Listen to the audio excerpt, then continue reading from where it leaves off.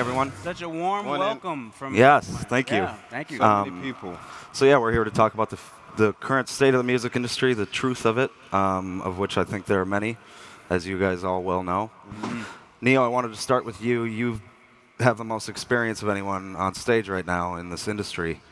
Can you tell us a little bit about where you began, your first kind of run-in with the capital B business? Absolutely. Well, I started on the songwriting side of things, writing for different artists, the guy behind the guy, so to speak. Decided to try it for myself. Got signed to Def Jam Records. Put out about, how many albums have I put out now? I think about 7 at this point. And yeah, when I first got into the industry, there was no.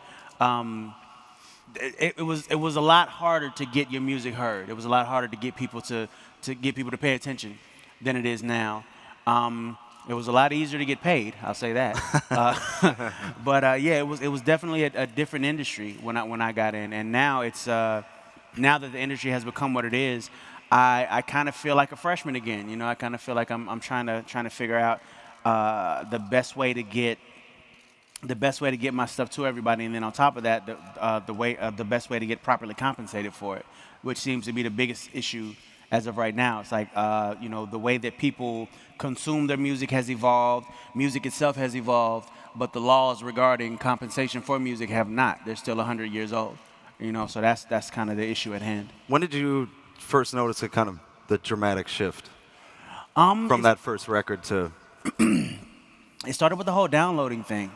Where it just people became less and less interested in going to the store and buying a CD, and more about finding a way to get it for free. And that was maybe around my 3rd album or something. First 2 albums, things were great. The people were doing it the way that I knew to do it, and then this new downloading thing came in, and now we got streaming. Which the crazy thing is, there's more music being consumed now than ever. Which is really cool, but it's not financially stable anymore. Songwriters are barely getting by now because of the fact that there's no laws in regard to streaming. So it sucks. To put it in layman's terms, it sucks. Tinie, you came up when all this had been well decided. Yeah. What was your first kind of? How does your intro jive with his? Well, to be honest, it's actually really interesting hearing you say that, because I think I'm an artist that came out around maybe your 3rd album. So when downloading was fully, I guess it hadn't kicked off totally, but it was very much in place. Everyone was aware of what an MP3 was. And if anything, I think that was very beneficial for me as a new artist, because there wasn't any record labels that were interested in me from the offset. I wasn't writing any songs for anyone. So I was at a point where I was willing to give my music away for free, just to anyone that heard it. And so I used platforms like MSN, Messenger, and MySpace to kind of cultivate these little fan bases, whether it was 1,000 people at a time, 2,000 people. On each platform? On each platform, really engage with them, whether it was through direct messaging or through it was sharing pictures or just giving away free music via freestyles and whatnot. And I guess I just kind of started from there. So it's something that I've always embraced. I think now that we're in a kind of streaming era, I totally agree with Neo in the sense that I don't feel artists are being compensated, but I think it is a good time for the artist who hasn't been being developed for the past 5 years, if that makes sense, behind the scenes. I think anybody has a shot at becoming a big star, and I think that for me is a great thing, and I think that's a plus. The fact that we're not being properly compensated is definitely not. But then the other thing I also think is that after signing to a record label, I think you feel like all of your problems are going to be solved. And where I saw the problems starting to happen with guys like yourself and the record labels is I didn't see enough collaboration from the onset. So I didn't see record labels eager enough and excited enough about platforms like your own. At first it was very much was anti. like a new language for a record label. And I personally feel that if they were a little bit more innovative and prudent, we would be in a lot more of a better place, basically.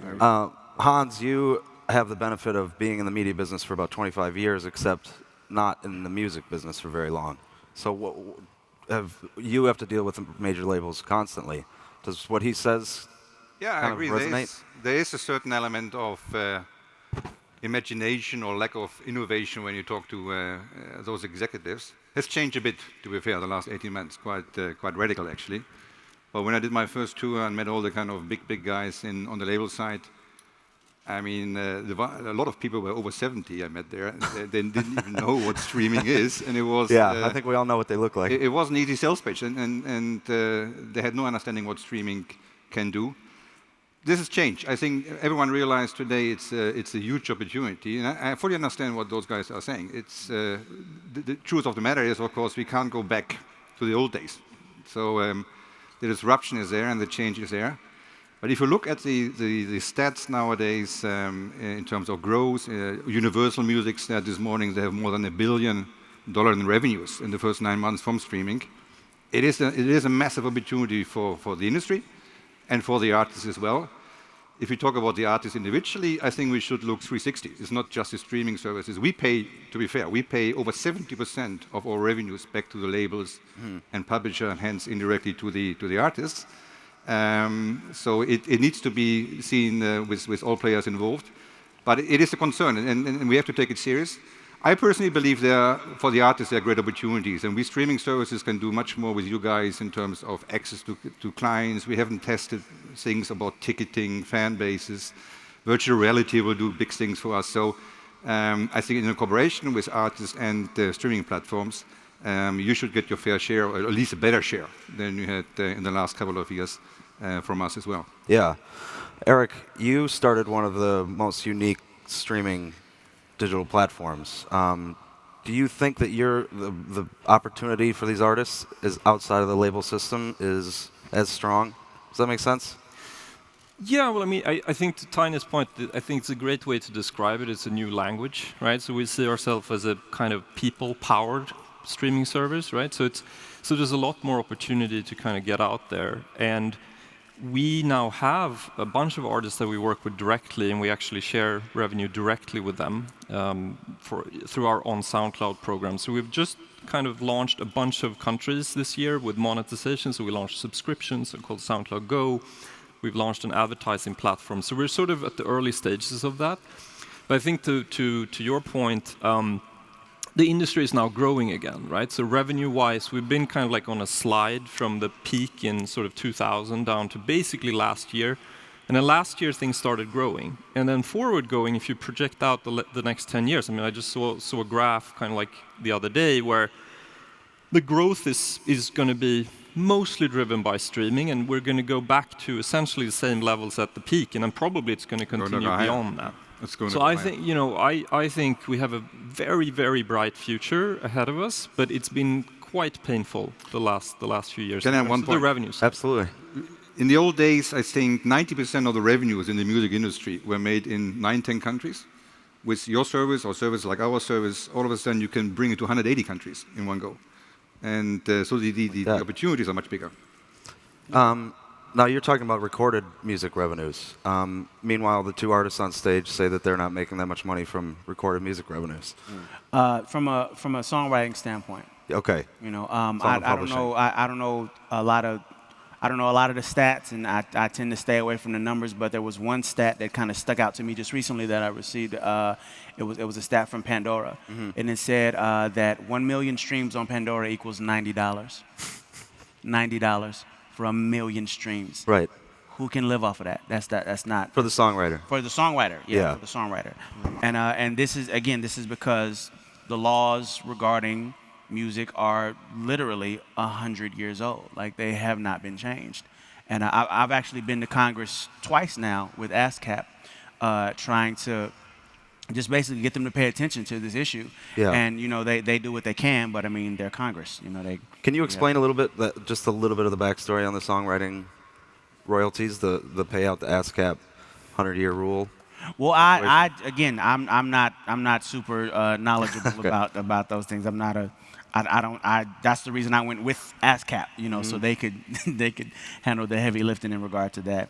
All I know is that the rules in regard to music, in regard to publishing, in regard to it have not been changed in roughly 70 years. And as I said before, the music is evolving, the way we get to our music is evolving, but the laws regarding how performers and songwriters are compensated for their art have not evolved, and that's a problem. That's an issue. I mean, to be quite honest with you, I think maybe because I feel like I'm an artist of the internet, but it's not right to say, but I always feel like artists have kind of always been exploited to a certain degree, whether it's kind of from like a record label standpoint or even now. However, I feel like we're in a transitional period. I feel like it's going to get better and better, and I think the thing that excites me about streaming is, before you might buy like a physical copy of a record and you might move house, or the device might change and then you kind of lose the record, or you can hold it and it can become antique or until whatever. It breaks. Yeah, or until it breaks. Then you have to buy a new one. Exactly. But now, what really excites me about the future is, because of streaming now, I can play my own song to my child in about 50 years just by the one click of a button, and for me, that is an exciting prospect. And I think Neo's point as an artist as well is one of the most important. I think as long as we have platforms like this to express our frustrations, I feel like after a while, people are gonna listen and things will change. We may just have to suffer during this transitional period, but I think in the long term, it's gonna be better for artists. I think also the fact that when you're signed to like a record label, you don't even get information about who's listening to your music, what they look like, what country they're from, None of it. how many times they That's insane. clicked on a song.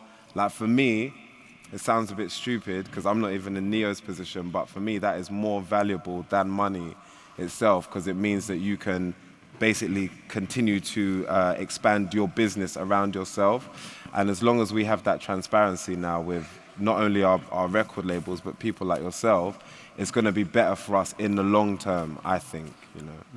To you two, what is the kind of data that he's talking about? That what do you got? What are the insights that you guys have that the labels maybe aren't giving him? Well, we collect, I think, 10 billion datas every month or something like that. We have done this for 10 years, so there's a huge amount of data. And you can go in every direction you want. For him, it can be who is listening, where, when he wants to do a concert in wherever, a little tiny town. We can tell him how many people are there, have to listen to their song, where are the best places to go. You can see what is trending in terms of searches and so forth and so forth. So I think the huge difference is really you have a deep understanding of your fans, and you can really find your fans and communicate with your fans, which is a great opportunity. And I agree, the data part, for example, we give to the labels for free, so it should be accessible to the artists as well. You can take a lot out of there. I mean, you have a deep understanding of the consumer. The interesting thing is, and that's the other part, is at least our experience, I guess is yours as well, there's nothing more individual than the way people listening to music on streaming. I mean, every customer we have worldwide is unique and has his own music DNA. And to figure that out for an artist and then to work with is quite fascinating.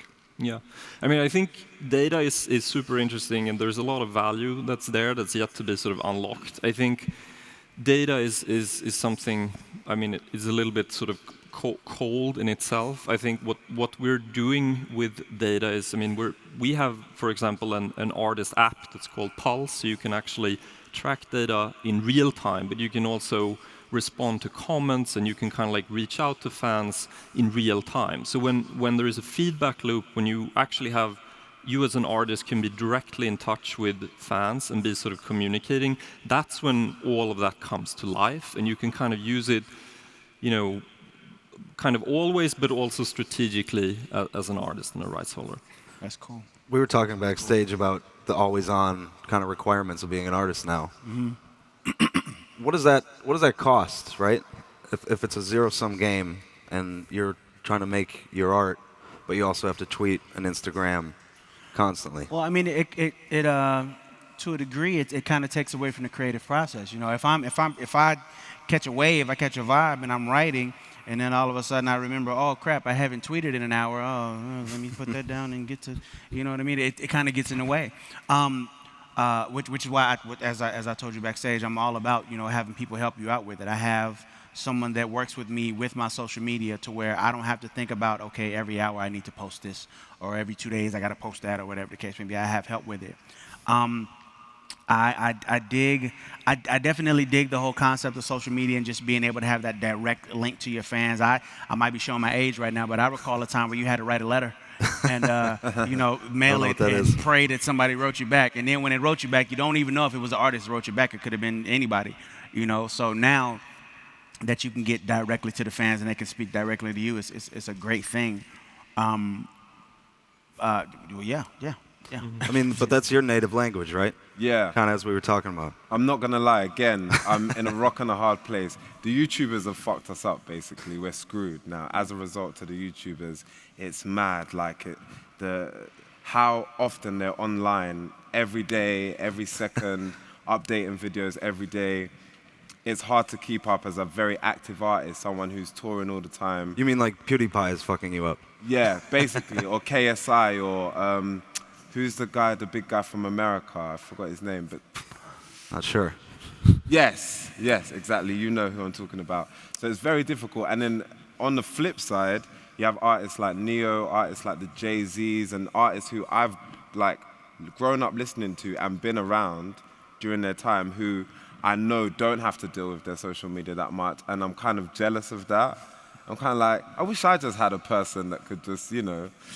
So it's kind of like the rock and the hard place, because you're aspiring to be successful enough to be at a point where you don't have to deal with it. However, this new generation of youth, whether they're like specifically musicians or they're YouTubers, the rate that they are on the internet and the way that they are able to communicate the internet language is times 20 what we can do. And I guess the next generation will be even more advanced and even more advanced.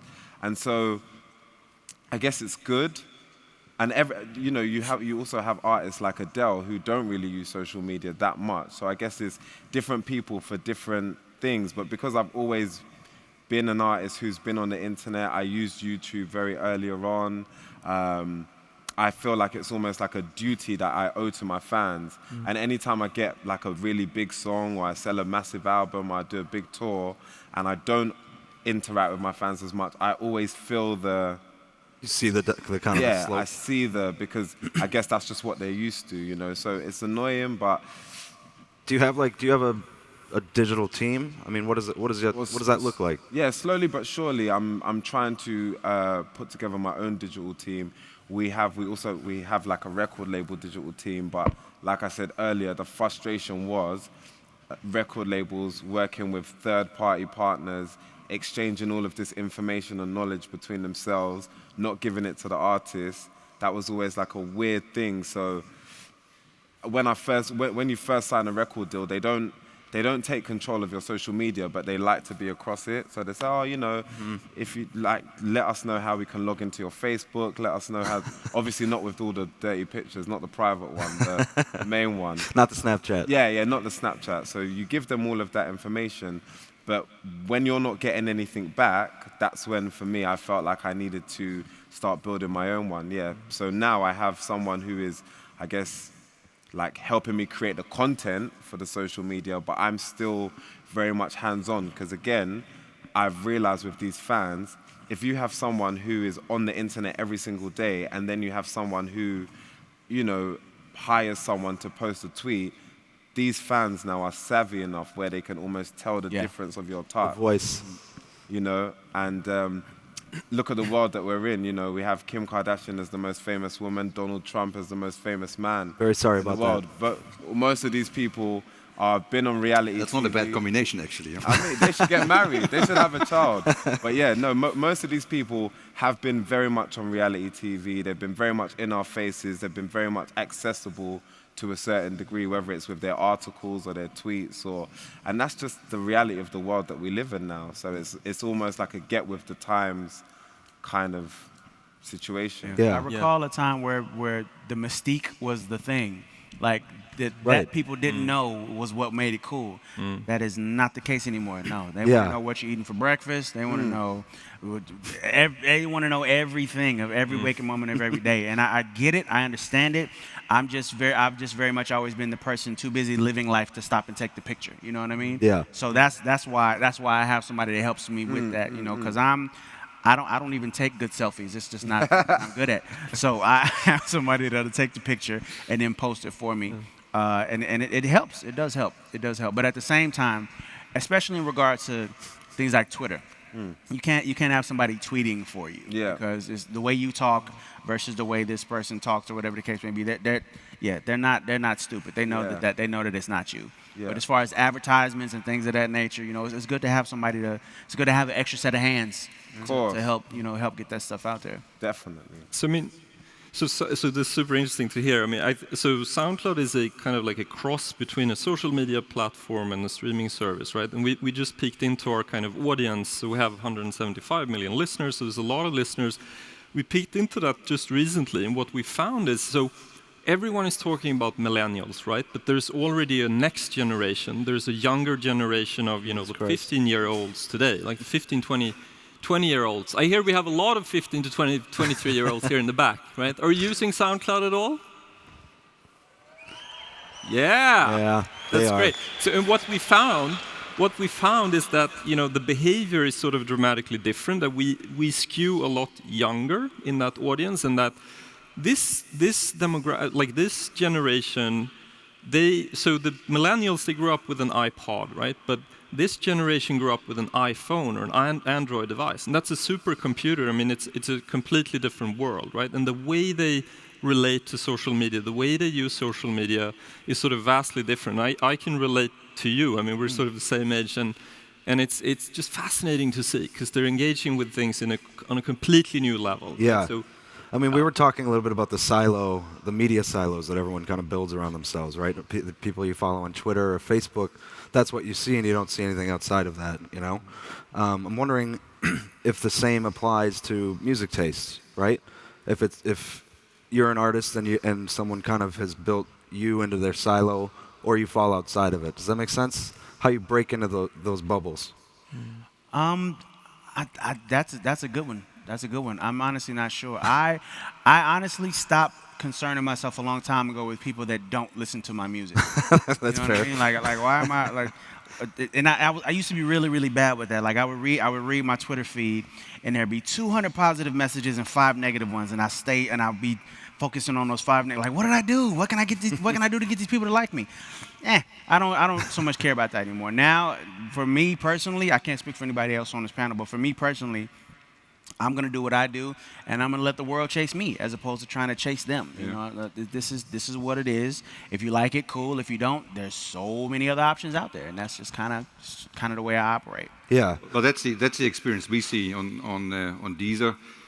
I mean, as I described earlier, we have a product called Flow, where people just push one button, and we know from past experience and from all the data points what they want to listen to at this very moment.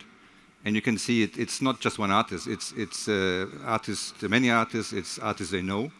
A big piece for us, for example, is exploring new things they never heard before, which is a unique opportunity, and we can give them on the Deezer platform. So I think it's very individualized, which is the kind of fascinating thing, to find a product on our side which gives the consumer exactly that, and they're going to go for. And the other thing which is interesting as well is if you look at the behavior, we always see people very active. At least, I don't know what you see on your platform. On Deezer, more than half of the time people spend, and they spend in average, I mean, the people who pay an hour a day at least on the platform, they just want to be entertained. They lean back and tell us, give me the music, give me you, give me whatever, or give me something new I never heard before. And if you do this kind of experience good, and all of a sudden comes a song they never heard before, but they love immediately, which you know because they put it on the individual playlist, then people are very happy to pay, for example, for services. And I think that's the whole experience. It's you create something which is very new, and then, as you said, I belong in media business before.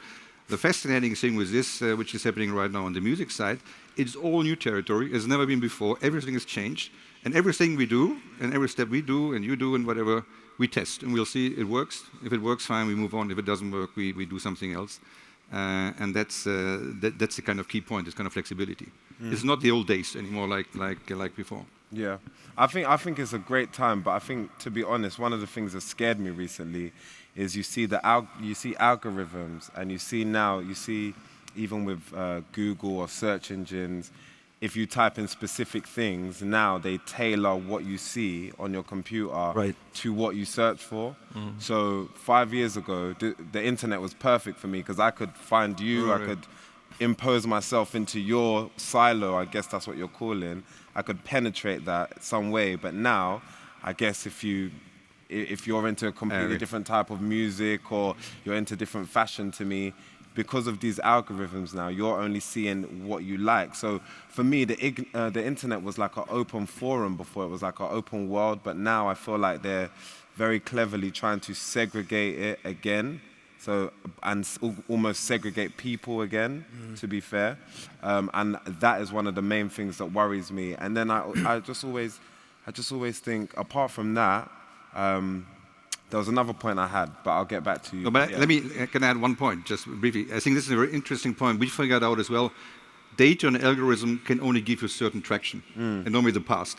To go forward, we have 40 real human bodies or people as editors, and they're equally important. It's not just about data. Sometimes it's about the kind of human imagination as well. Yeah, the other point I was going to say is that, so basically now the power has basically kind of changed. Now the power is in you guys' hands, and it's good. It's a good thing because you guys are not, like you said, the 70-year-old guys at the record label. However, in the same way that, an artist had to, Neo as well, go around to some of the radio stations in America, oh, hey, Bob, how you doing? Make sure everyone feels good. We just basically have to do that with you guys now, to be honest. And Isn't that bad? No, it's not that bad. You guys are nice. You got 2 out of 5 done already. Yeah, you guys are more fun, But now you even have with, like, I'm sure SoundCloud and Deezer and like Spotify, you have all of these kind of like playlists, right? And, top 20 biggest songs in the world and top 20. So that has kind of taken the power away from like all these domesticated radio stations. And now there's almost like a one unified global chart, but that is dictated by, I guess, who's streaming what on you guys' sites. So in terms of penetrating into different silos, I think if you can't penetrate into that as a new artist, it's going to be very, very difficult. And that's why I almost feel like there's loads of collaborations at the moment. So there's loads of like a big producer like Calvin Harris, but featured a new artist, and that's the easiest way for like a new artist to break, And I think the future, I think when everyone will be happy, to be honest, is you guys will gain more power, and it's a good thing. And I think that people will start to hopefully maybe do direct deals. Like you said, some people already have done that with SoundCloud, but people will start to do direct deals with you where it will be transparent, it will potentially be 360. You will give them a massive advance. Do you get what I'm saying? Fingers crossed, guys. Like, you'll give them like a massive advance, and they'll be able to use all their data freely, and it will be a collaborative thing. And then for me, I think that is the best way to penetrate silos. If I can't get into your world, let me get onto a massive platform that I know you and I both use, whether it's Apple, whether it's Deezer, whether it's, SoundCloud. And if I do the right kind of deal with them, they will put me in your face. That's a good way to end it. Fuck the bubble. Yeah. Break the silos. That's right. Well, thank you guys. Thank you. Yeah. It's great. Thank you.